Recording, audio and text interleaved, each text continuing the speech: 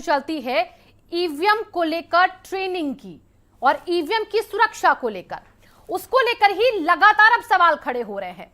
लेकिन आखिरकार ये सवाल खड़े क्यों हो रहे हैं और क्या ये पूरा माजरा है, ईवीएम मशीन को लेकर क्यों इतना हो हल्ला मचा हुआ है, इसी पर आज हमारी डिबेट रहेगी। क्योंकि ईवीएम की सेफ्टी ही लोकतंत्र को सुरक्षित करेगी। लेकिन लोकतंत्र क्या खतरे में है? क्या ईवीएम के साथ वाकई में धांधली हो रही है? राजनीतिक दल इस पर क्या कह रहे हैं, सत्ताधारी दल इसको लेकर क्या कह रहे हैं, वो सब आज चर्चा आप इस डिबेट में देखेंगे। तो हम अपनी डिबेट को ओपन करें उससे पहले हमारे जो खास मेहमान हमारे साथ जुड़ चुके हैं उन दोनों का ही हम आपसे सबसे पहले तारुफ करा देते हैं। राकेश त्रिपाठी जी बीजेपी प्रवक्ता, वो हमारे साथ जुड़ चुके हैं। राकेश जी बहुत बहुत स्वागत है आपका। और सुरेंद्र राजपूत जी कांग्रेस के प्रवक्ता है, सुरेंद्र जी भी हमारे साथ जुड़ चुके हैं। सुरेंद्र जी आपका भी बहुत बहुत स्वागत है। तो चर्चा को शुरू करते हैं। दोनों के पास एक सवाल मेरा यही है, ईवीएम की सुरक्षा जिसको लेकर इतना शोर मचा हुआ है, क्या आपको लग रहा है पॉसिबल है? सुरेंद्र जी सबसे पहले आपसे। देखिए शिवांगी, दो चीजें बड़ी महत्वपूर्ण हैं। पहली बात, लोकतंत्र इस वक्त ईवीएम में बंद है जी। और लोकतंत्र की रक्षा और सुरक्षा इन लुटेरों से बहुत जरूरी है।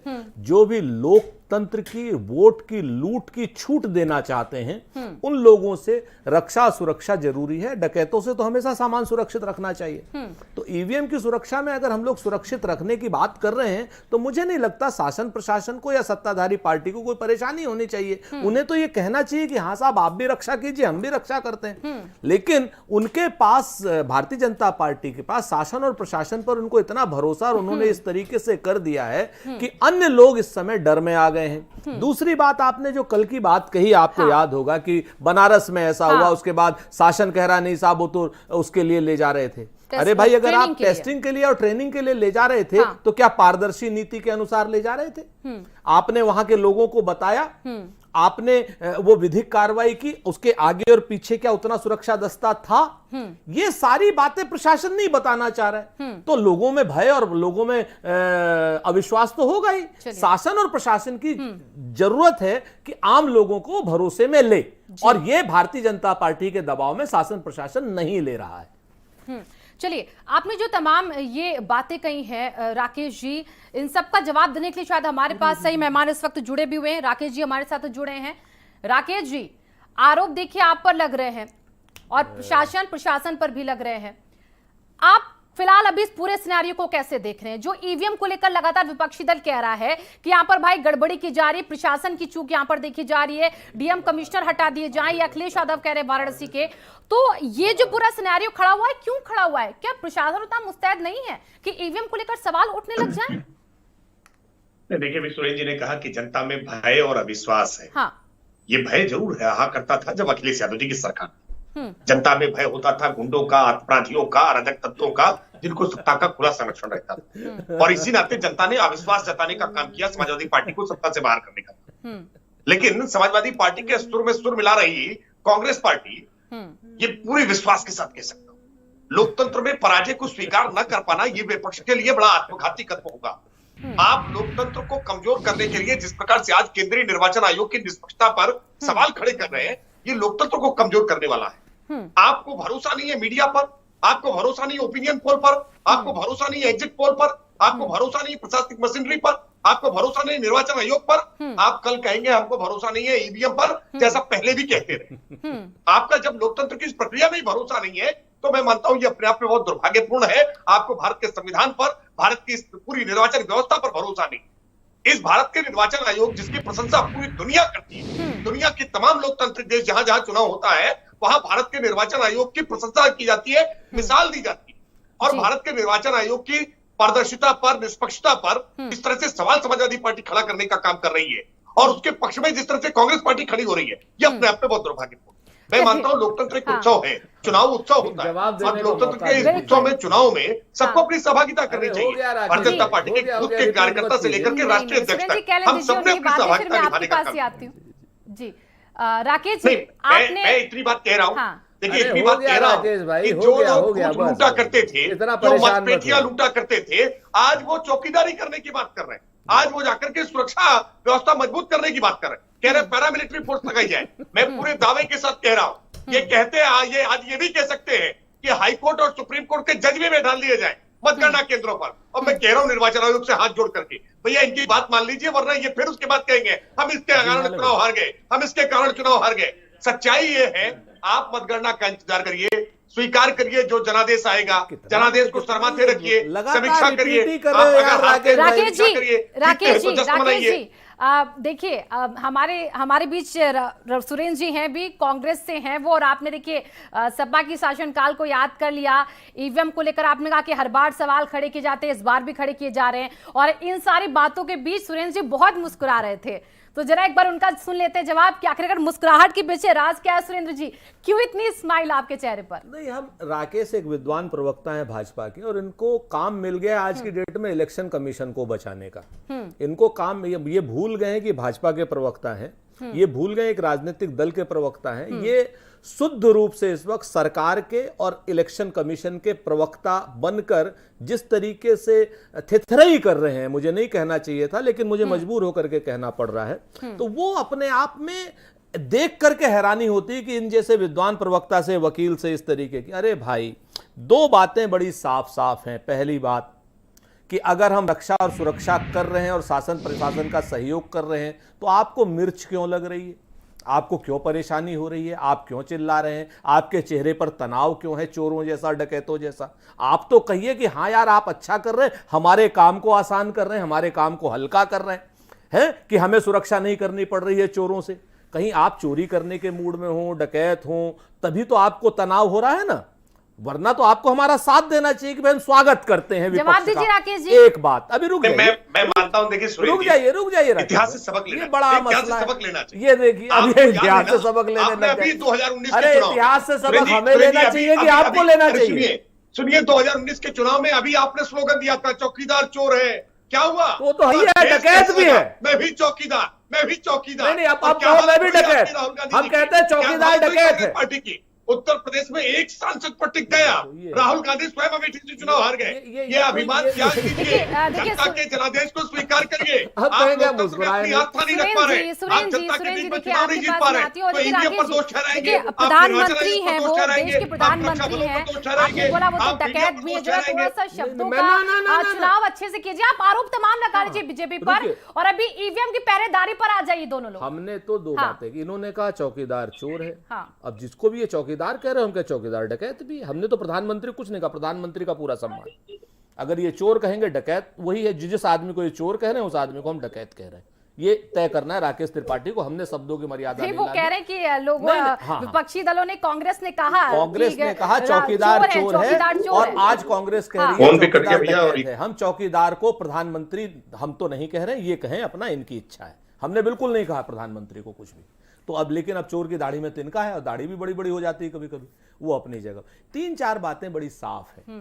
आप एक बात तो इनको, राकेश त्रिपाठी को बतानी चाहिए, भाजपा को, कि ये लोग हमारी चौकीदारी से, हमारे आचरण से, अगर हम ईवीएम के रखवाली कर रहे हैं तो इनको दिक्कत क्या है, नंबर एक।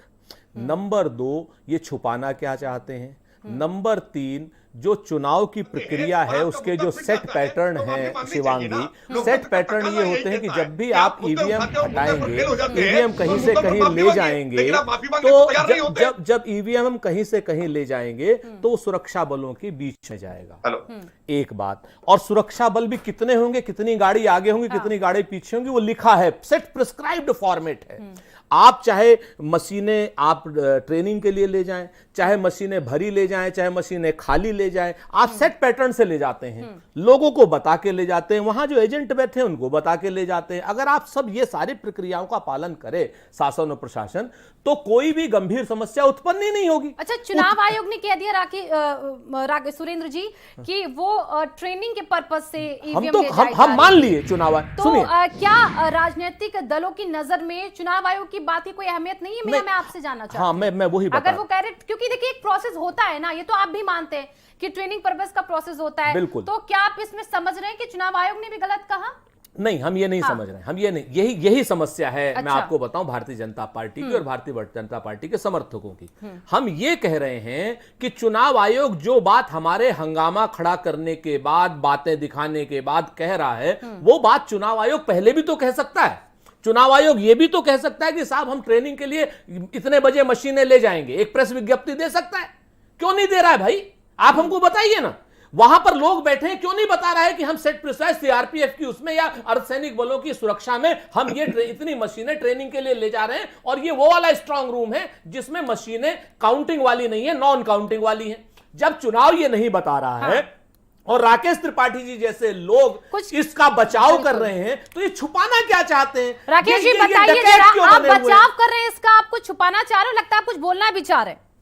क्या नहीं, देखिए मैं बहुत बहुत निवेदन के साथ कहूंगा। अब सुनिए, एक तो मुझे आवाज इको कर रही है आपके यहाँ से, अगर पीसीआर से आवाज ठीक की जाए, राकेश जी को ताकि सारी बातें सुनाई। राकेश भाई अभी आवाज ही इको कर रही है, कल तक सब चीजें इको कर जाएंगी, चिंता मत करो। सुनिए सुनिए सुरेंद्र जी सुनिए, मैं तर्क सुन लीजिए। अरे तर्क मत होइए, तर्क दीजिए। आवाज इको कर रही है। अरे तर्क मत होइए, तर्क कीजिए यार, आप तो अच्छे आदमी हैं। अरे भाई आप एक तो आवाज इको कर रही है और आप लगातार बोलेंगे तो मुश्किल होती है बोलने में। अरे क्यों, आप तो मुश्किलों से निकलते हैं, प्रधानमंत्री जी कह रहे हैं। सुरेंद्र जी बहुत विनम्र अनुरोध कर रहा हूं, आप बोलते हैं। अरे वो 10 मिनट से वही तो बोल रहे थे, अभी बीच में बोल रहे थे, तब नहीं समझ में आया था इन्हें। आप नहीं है ना, ये इसलिए मैं अपेक्षा कर रहा हूं आपसे। अगर आप गंभीर विषय उठाना चाहते हैं तो मैं आपसे कह रहा हूं कि ये, अरे हमने गंभीर विषय ये बताया, आप सिर्फ एक बात बताओ कि आप क्यों नहीं चाहते हो ईवीएम की सुरक्षा हो। आप सिर्फ इतना बता दो। कर रहा हूं आपसे, अरे भाई इतना परेशान मत होइए। अरे हम नहीं परेशान आप। एक तो एंकर मैं आपसे बहुत निवेदन कर रहा हूं। एक तो बार बार टेलीफोन कर रहा है और उसके बाद टेलीफोन में इको कर रहा है। अब मैं ये आरोप लगाने लगूं, चलिए राकेश जी आपकी बात को इंटरप्ट नहीं करेगा, और सुरेंद्र जी मैं चाहूंगी कि आप देखिए वो लगातार कह रही उनकी बात सुनी जाए, जरा सुन लेते क्या कह रहे हैं वो। नहीं तो आपको नहीं समझ में आ रहा, जब ये इंटरप्ट कर रहे थे तब। चलिए कोई बात नहीं, सुन लीजिए, उसके बाद आप जब ये इंटरप्ट कर रहे थे बोलिए राकेश जी। राकेश भाई देखो बुरा लगता है राकेश जी बोलिए, क्योंकि देखिए बहुत गंभीर मसला है ना ये, और हम चाहते हैं कि दोनों मेहमानों की आवाज जो वो बराबर जाए, जनता वो समझे तो कि दोनों पक्ष क्या क्या कहना चाहते हैं। राकेश जी बोलिए आप। अब नहीं बोलेंगे। देखिए दो बातें कहूंगा। एक तो चूंकि आवाज बहुत इको कर रही है, इस बात मुझे बहुत बोलने में समस्या हो रही है, मेरी आवाज बहुत तेज आवाज से रिपीट कर रही है। बोलिए। मैं इतनी बात कह रहा हूं, अगर आवाज इको कर रही है या टेलीफोन कट रहा है, तो क्या मैं भारत समाचार पर इस बात का आरोप लगा सकता हूं कि भारत समाचार भारतीय जनता पार्टी की आवाज को दबाने का प्रयास कर रहा है? सही यही काम तो समाजवादी पार्टी कर रही है। समाजवादी पार्टी इस तकनीकी पक्ष को समझे बिना, ये तकनीकी पक्ष है, मैं जानता हूं, स्टूडियो आना चाहिए फिर, जिसकी वजह से आवाज इको कर रही है। ये तकनीकी पक्ष है जिसकी वजह से टेलीफोन आप कट जा रहा है। बोलिए इस तकनीकी को दूर कर रहे हैं, हम आरोप नहीं लगा सकता हूं। ऐसे ही निर्वाचन आयोग पर आरोप नहीं लगाया जा सकता इसके आधार पर कि आप मॉकपोल क्यों कर रहे हैं, आप ईवीएम की टेस्टिंग क्यों कर रहे हैं, आप मतगणना के लिए प्रशिक्षण क्यों दे रहे हैं, और प्रशिक्षण के बारे में जानकारी क्यों नहीं दे रहे हैं। भारत समाचार क्यों नहीं बड़ी पट्टी चला रहा है कि राकेश त्रिपाठी का फोन इको कर रहा है, क्यों नहीं इस बारे में आप सार्वजनिक सूचना दे रहे हैं कि राकेश त्रिपाठी का फोन बार बार कट जा रहा है, राकेश त्रिपाठी का फ्रेम फ्रीज हो जा रहा है। ये बातें आप नहीं जाहिर कर रहे हैं तो इसका मतलब आप पार्शियलिटी कर रहे हैं। यही तर्क सुरेंद्र राजपूत जी दे रहे हैं। अरे राकेश जी ऐसे मुद्दे पर आ जाइए, ईवीएम पर आ जाइए, ईवीएम पर आ जाइए। राकेश जी जवाब दे दो इस बात का। ये मुद्दे पे ही बात कर रहा हूँ, ये मुद्दे पे ही बात कर रहा हूँ। तकनीकी पक्ष को समझने की आवश्यकता है। अगर मतगणना के लिए अगर प्रशिक्षण दिए जाने की आवश्यकता होती है और उसके लिए ईवीएम से प्रशिक्षण दिया जाता है, भाई बिना ईवीएम के कैसे प्रशिक्षण दिया जाएगा? आप भी जानते हैं इस बारे में। बावजूद इसके जानबूझ करके प्रोपेगेंडा खड़ा करना चाहते हैं, क्योंकि ये जान गया है विपक्ष, जिसको एक कहावत है कि खिसियाई बिल्ली खंबा नोचे। अब ये खिसियाया विपक्ष ईवीएम नोचे, ये ईवीएम नोचने का काम कर रहे हैं। मत नोचिए ईवीएम, लोकतंत्र को कमजोर करेंगे आप। भारत के संविधान के तहत भारत का निर्वाचन आयोग जिसको पूरी ताकत है, आप वो पारदर्शिता के साथ संवैधानिक शक्तियों के साथ अपने दायित्वों का निर्वहन कर रहा है। और हाँ, केंद्रीय निर्वाचन आयोग पर जिस प्रकार के आरोप लगा रहे हैं, ये आरोप लगाना लोकतंत्र में आपके लिए भी महंगा पड़ेगा। आप लोकतंत्र को कमजोर करने का काम भाषण क्या रैली में चल रहा है? आपने कि इनकी कोई रैली फ्री में करने का नहीं, बिल्कुल रैली फ्री में नहीं किया। इन्हें मंच मिला और मंच से बोलना चाह रहे थे, इनकी पूरी आजादी बोलने की। और राकेश जी अगर आपका जवाब हो गया हो तो मैं चाहूंगी आप ही के इन्हीं सारी बातों का जवाब अब सुरेंद्र जी दे। मैं बोल सकता हूं राकेश जी? आप बिल्कुल बोल सकते हैं, चूंकि मैं फिर कह रहा हूं मेरी आवाज बहुत इको कर रही है, इसमें अगर आप बोलते हैं तो मुझे सुनाई नहीं पड़ रहा है। ठीक सर, ठीक। अब हम बोल लेते हैं, अब ध्यान से सुनिएगा। 3 बातें बड़ी स्पष्ट हैं। हम लोकतंत्र को हम कमजोर कर रहे हैं, आप कमजोर कर रहे हैं। लोकतंत्र को अगर हम कमजोर कर रहे हैं तो हम चौकीदारी नहीं करते। हम तो वहां ईवीएम की चौकीदारी लोकतंत्र को मजबूत करने के लिए, और हो सकता है कि आपके वोटों को सुरक्षित करने के लिए कर रहे हो। आप ऐसा क्यों मान रहे हैं? आप यही क्यों मान रहे हैं कि आप ही डकैत हैं? आप हमको एक बात बताइए, आप ये क्यों मान रहे हैं कि लोकतंत्र में सिर्फ जो है ईवीएम की रखवाली नहीं होनी चाहिए? आप ऐसा क्यों कह रहे हैं? आप ऐसा क्यों कह रहे हैं कि विपक्ष सहित सत्ता के सारे लोगों को यह पता होना चाहिए कि कब पारदर्शी तरीके से ईवीएम जो है ट्रेनिंग के लिए जा रही है? क्यों नहीं पता होना चाहिए? इसमें कौन सा देश का गोपनीय कानून भंग हो रहा है? आप हमको यह बता सकते हैं? भाजपा के भी कार्यकर्ताओं को जानने का हक है, कांग्रेस के कार्यकर्ताओं को, विपक्ष को भी जानने का हक है, और मीडिया को भी जानने का हक है कि इतनी मशीनें निकलेंगी, इस वक्त निकलेंगी और साहब ये ट्रेनिंग देंगी। इसमें तो कोई गोपनीय सूचना नहीं है। आप हमको बताइए, इस बात को लेकर के आप चुनाव आयोग के और वहां के शासन प्रशासन के कुकृत्य को क्यों आप बचाना चाहते हैं? आप उनके साथ भागीदार क्यों बन रहे हैं? आप चौकीदार हैं या भागीदार हैं? आप हमें बताइए। अगर आप भागीदार हैं डकैती में, तब की तो बात अलग है, तब आप उनकी रक्षा कीजिए, वरना तो आपको लोकतंत्र की रक्षा के लिए, लोकतंत्र की मजबूती के लिए, आपको पूरे लोकतंत्र के लिए पूरे विपक्षी दलों का साथ देना चाहिए कि हां भाई, लोकतंत्र में जब वोट पड़ गया है, उनकी ईवीएम की सुरक्षा आवश्यक है। यह बात आपको कहने में दिक्कत क्या है? सुरेंद्र जी, आपने बोला कि इन्हें दिक्कत है कि सुरक्षा हो रही है ईवीएम की, इन्हें दिक्कत है कि यहां पर राजनीतिक दल डटे हुए हैं, लेकिन क्या वाकई में राकेश जी ऐसा है? आपको दिक्कत हो रही है अगर विपक्ष ईवीएम की सुरक्षा कर रहा है? देखिए, आपके देख रहे दर्शक इस पूरी प्रक्रिया को जानते हैं। हाँ जी। कि मतदान जब होता है तो मतदान में जितनी भी मतपेटियां होती है, अब ईवीएम होती है, इनको बाकायदा सील मुहर लगाया जाता है पोलिंग एजेंट्स के सामने, और उसके बाद पूरी सुरक्षा व्यवस्था के बीच में प्रत्याशी और पोलिंग एजेंट्स की उपस्थिति में उसको स्ट्रांग रूम में रखा जाता है। स्ट्रांग रूम में रखने के बाद स्ट्रांग रूम को भी सील किया जाता है। ये भी सारी प्रक्रिया प्रत्याशी या उसके अभिकर्ता या एजेंट्स के माध्यम से सामने होती है, और वो मतगणना के दिन ही खुलेगा। सीआरपीएफ और तमाम पैरामिलिट्री फोर्सेस के द्वारा सुरक्षा है। पोलिंग तमाम पॉलिटिकल पार्टी के एजेंट वहां पर मौजूद रहते हैं, निगरानी करते हैं। इस बात में कोई आश्चर्य नहीं है। लेकिन आप जब जानबूझ करके मतगणना के लिए ले जाई गई ईवीएम्स के आधार पर आप ये सवाल खड़े करने की कोशिश करते हैं, आप ओपिनियन पोल पर सवाल खड़े करने की कोशिश करते हैं, आप यहाँ ओपिनियन पोल कहां से आ गया? करते हैं, आप मीडिया इनसे पूछिए ना, ओपिनियन पोल कहां से आ गया? हम निश्चित तौर ओपिनियन पर समझ में आ पोल जाता है। राकेश आप हताश हैं, आप निराश हैं। अरे इतना परेशान मत हो भाई। एक लाइन में जवाब दीजिए, क्या आप रोक रहे हैं विपक्ष को सुरक्षा करने से ईवीएम की? क्या आप रोक रहे हैं, हाँ या ना? आप रोक रहे हैं क्या?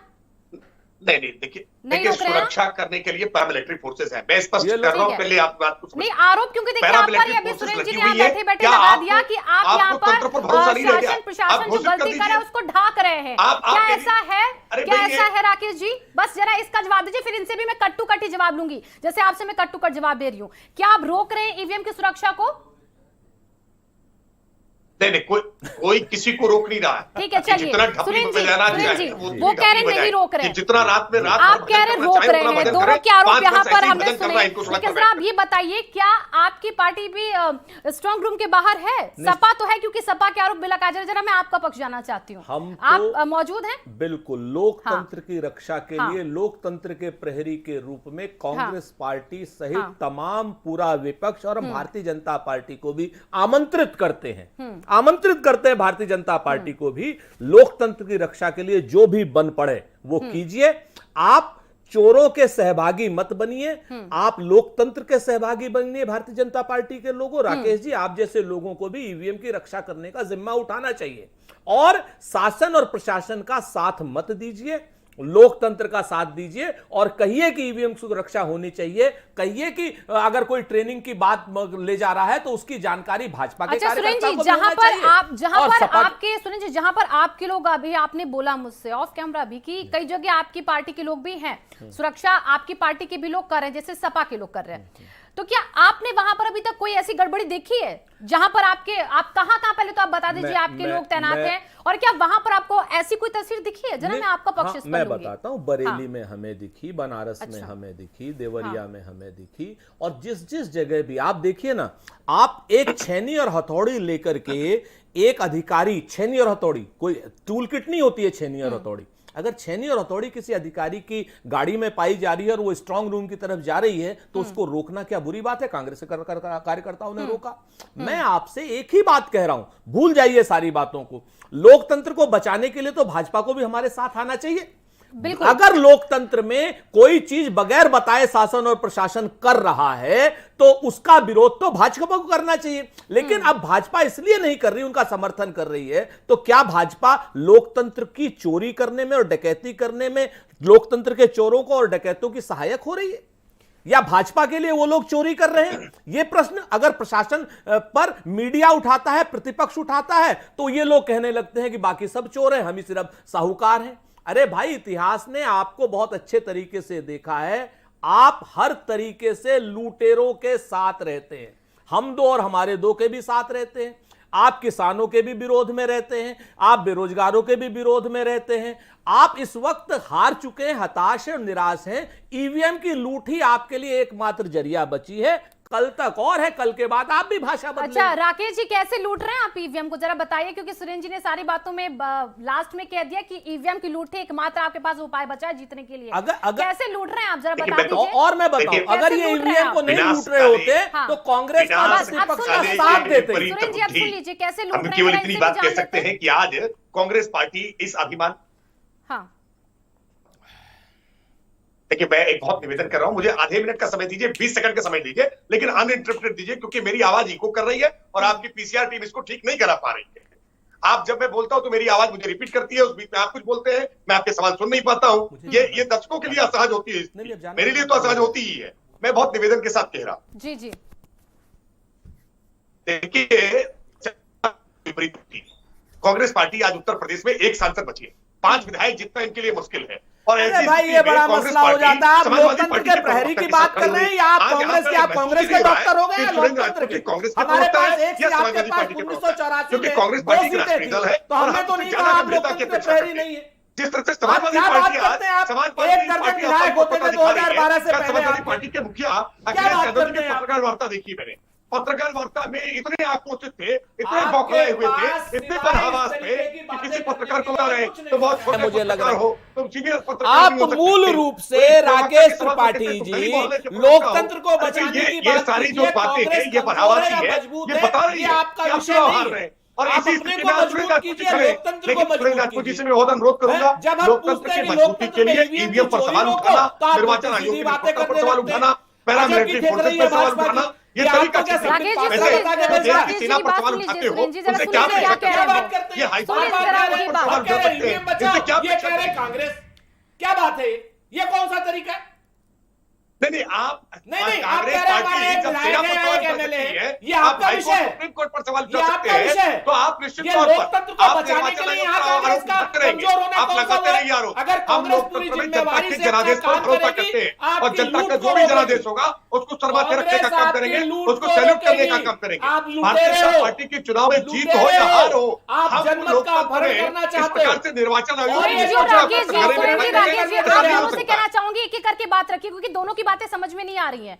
शायद मुझे तो सुरेंद्र जी को आप कहीं जाना भी है, किसी मैं की आवाज चाहूंगी कि पूरी उनकी समझ में आ बात रही। कंप्लीट की जाए, लेकिन सुरेंद्र जी आप जाते जाते जरा जवाब सुन लीजिए राकेश जी का, क्योंकि मैं सुन चुका क्योंकि इनका। जनता ये बहुत तो- ये कंफ्यूज हो कुछ रही नहीं है, जवाब दे रहे। जनता बहुत हमने कंफ्यूज कहा हो रही है, इनका क्योंकि साथ- आपने हमने जो कहा आरोप लोकतंत्र लगाया, बचाने में हमारा साथ दीजिए। सुरेंद्र जी आपने जो आरोप लगाया कि लुटेरे हैं, लूट रहे हैं, मैं उसी का तो जवाब इनसे ले रही हूँ कि कैसे लूट रहे हैं भाई आप।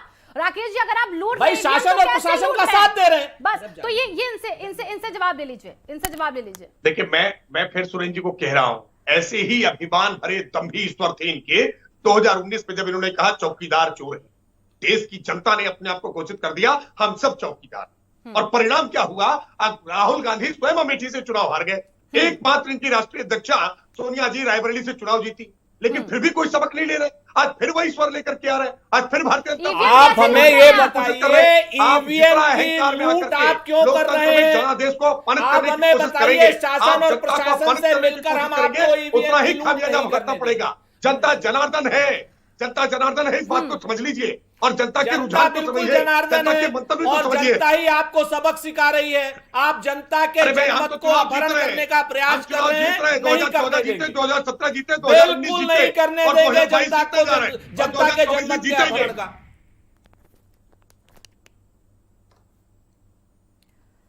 तो राकेश जी, आप अपनी बात देखिए लगातार रख रहे हो और देखिए सुरेंद्र जी लगातार आप पर आरोप बार बार यही लगा रहे हैं कि आप लगातार यहाँ पर जो शासन प्रशासन कर रहा है उसका साथ दे रहे हैं, गड़बड़ी हो रही है, इन बातों को लगातार आप सामने रख रहे हैं।